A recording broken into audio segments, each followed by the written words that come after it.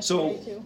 hopefully, this goes pretty quick. Again, we're looking, your warm-up on Monday is gonna be to list and describe the six types of advantages that incumbency provides that explains the 90 to 95% reelection rate, right? When I say list and describe, what do you do after you say name recognition?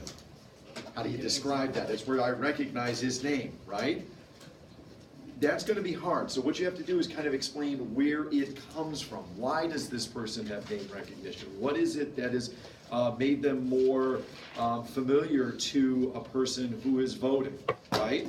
And then you wanna talk about why why does the name recognition give that person an advantage? And in simple terms, it's because of what? All of my advantages come back to this. Or my rule of thumb? Simplicity. It makes a complex decision easier. Simplicity. We hate thinking. Yep, we hate thinking, right? So again, when you look at name recognition, be able to do more than just like spit back the word with me. Same thing with experience. Don't tell me experience is where they have experience, right? Tell me where it comes from, and tell me again why it leads to an advantage. Now again, ultimately it's because it makes that simple decision, that complex decision simple, but why does it make it simple, right? In this case, it has to do with the confidence of knowing that this person has done the job and is therefore perhaps more capable. And when you're describing it, you're describing what they're more capable at, where their experience comes from. Again, experience and a track record all of these are interrelated. They're hard to keep from bleeding together. That takes a little bit of work on your part. But a track record is a little different, right? What do I mean? Yes, they have experience, but what's the track record? What am I able to, what do I go to like an interest group site to look at? Like the documented history of what they voted on? Yeah, so I like how you said it, I have a documented history of what they did. It's not just, hey, they're better at the job because they have the skill sets. Here's exactly what they did. Here's their track record of what they've done in terms of how they've voted. And positions that they've taken. And then I can make a more informed decision as to whether it lines up with me. And again, that simplifies the decision. That track record is a little different than bringing home the benefits as well. Because again, you look for an excuse on the test to bring in language like casework, like earmarks, like pork barrel politics. So when I'm thinking about them bringing home the benefits, I want to explore that language as I describe, what incumbents do. And in total, what they're doing is they're bringing home specific benefits to their people. Whether it's helping them negotiate the bureaucracy or bringing kind of jobs and money, right? And again, we may look at this as a whole critically, but it's in part why we like our members, right? That, proportionally, we talked about it being a small percentage of the spending, and if Congress isn't directing it for specific things, then the executive branch is doing it for specific things. But when you look at, something that celebrates goth culture, and you say, wait a minute, you spent $7.3 million on that, that can be pretty troublesome, right? Wood utilization research. Let's see, I can build with it, I can burn it. What else can I do with wood, right? What am I using the pulp for besides paper? That seems pretty ridiculous, but keep in mind, I could probably make an argument for each of these.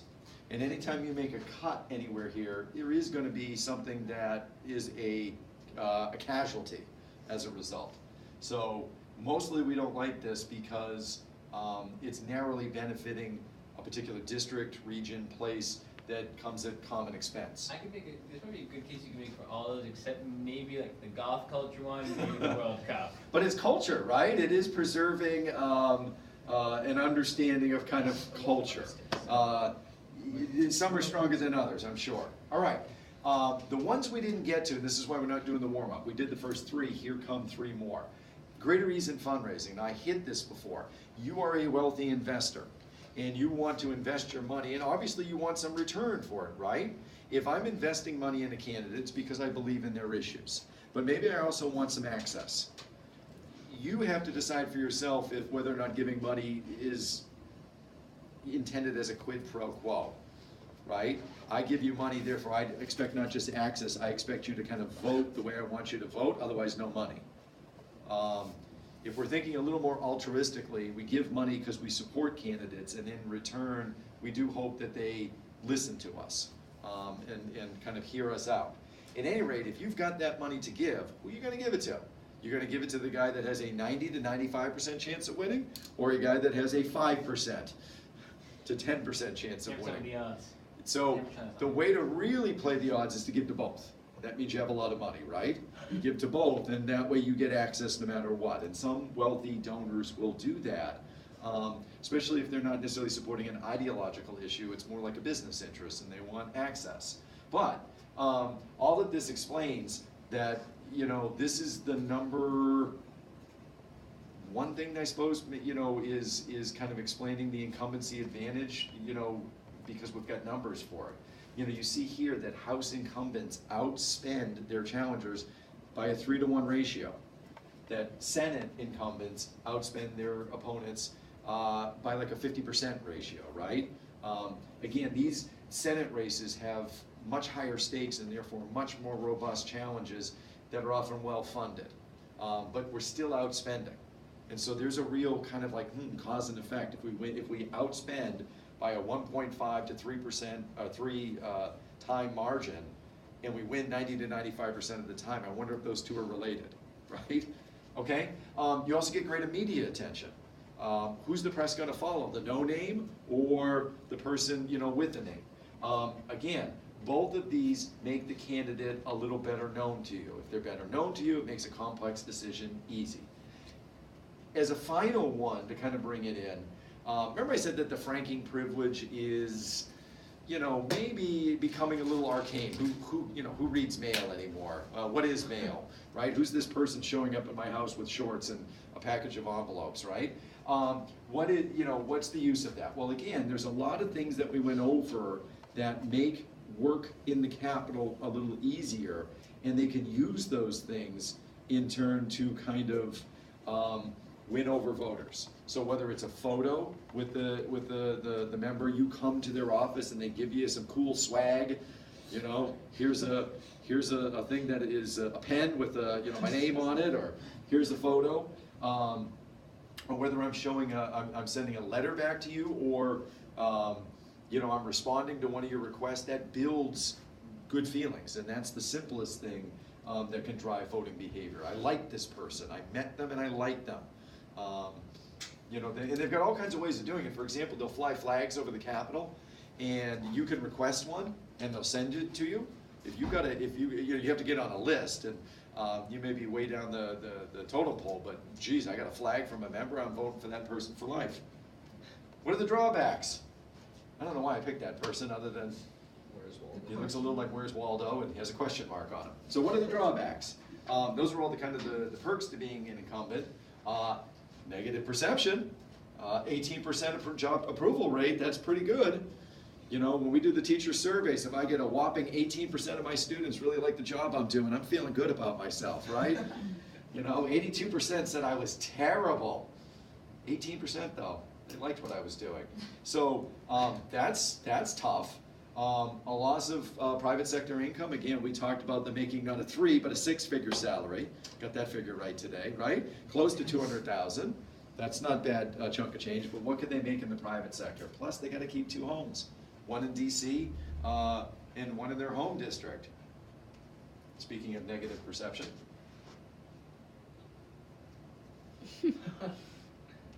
What else? Long hours. I mean, we malign them. Like the tax bill that there's some turmoil going on in the news today. Go home and follow it.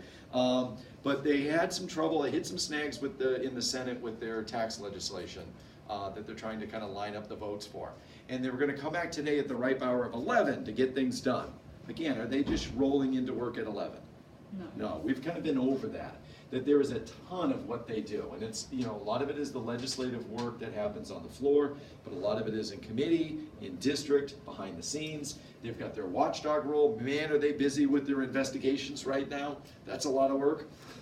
They've got, like I said, their district and constituent work, their public relations work. They've got a raise, for the Senate, they're raising $30,000 basically a week. They are busy.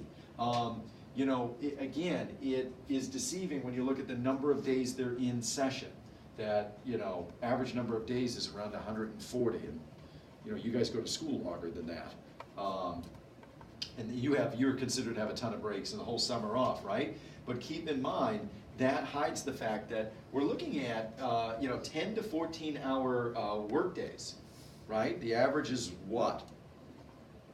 8, you know, but most people end up putting it a little bit more typically. But 8 is kind of the classic kind of, you know, work day. And anything beyond that is considered extra and overtime, right? They're working 10 to 14 hour days. That adds up to a 70-hour work week. Because they're always at work. Even if they go to a sporting event, they're walking around shaking hands and saying, hello, how are you, right? So not only is the work essentially doubled, so is the length of what they're looking at and the complexity of issues.